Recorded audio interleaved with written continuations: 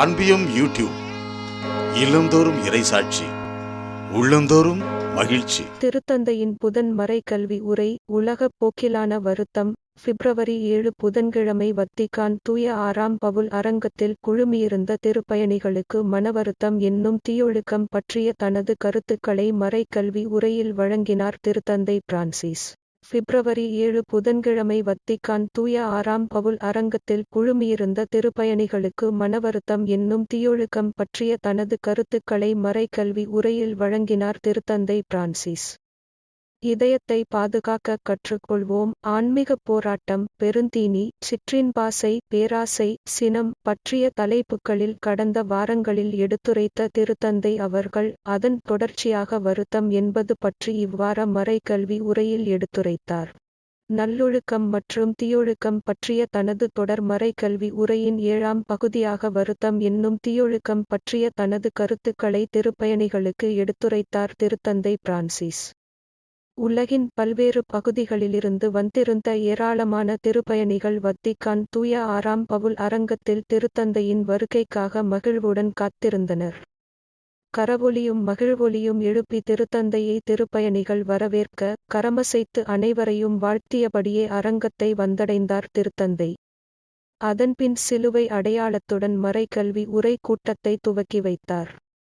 அதனைத் தொடர்ந்து திருப்பாடல் எண் 13 இல் உள்ள உதவிக்காக மன்றாடல் என்னும் தலைப்பில் உள்ள இறைவார்த்தைகள் இத்தாலியம், ஆங்கிலம், அரபு, போர்த்துகீசியம், பிரெஞ்சு, இஸ்பானியம் போன்ற பல்வேறு ஐரோப்பிய மொழிகளில் வாசித்தளிக்கப்பட்டன.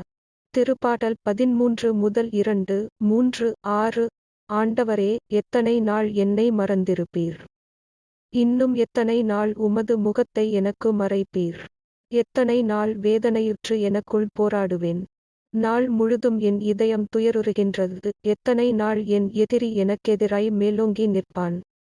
என் கடவுளாகிய ஆண்டவரே, என்னை கண்ணோக்கி எனக்கு பதில் அளித்தருளும், என் விழிகளுக்கு ஒளியூட்டும். நான் ஆண்டவரை போற்றி பாடுவேன், ஏனெனில் அவர் எனக்கு நன்மை பல செய்துள்ளார். இறைவார்த்தைகள் வாசித்தளிக்கப்பட்டதைத் தொடர்ந்து திருத்தந்தை பிரான்சிஸ் அவர்கள் வருத்தம் என்னும் தீயொழுக்கம் குறித்த தனது கருத்துக்களை எடுத்துரைத்தார். திருத்தந்தையின் மறைக்கல்வி உரை கருத்துக்களுக்கு இப்போது நாம் செவிமடுப்போம். அன்பான சகோதர சகோதரிகளே, காலை வணக்கம். நல்லொழுக்கம் மற்றும் தீயொழுக்கம் பற்றிய நமது தொடர் மறைக்கல்வி உரையில் இன்று நாம் வருத்தம் என்னும் தீயொழுக்கம் பற்றி காண்போம்.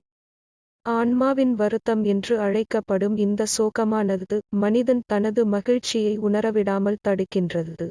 வருத்தம் என்பதில் உள்ள 2 வேறுபாட்டை நமது முன்னோர்கள் நன்கு விளக்கியுள்ளனர். ஏனெனில் வருத்தம் என்பதில் கிறிஸ்தவ வாழ்க்கைக்கு தேவையான மனவருத்தம் ஒன்றும் உள்ளது. கடவுளின் அருளால் அத்தகைய மனவருத்தமானது மகிழ்ச்சியாக மாறுகின்றது.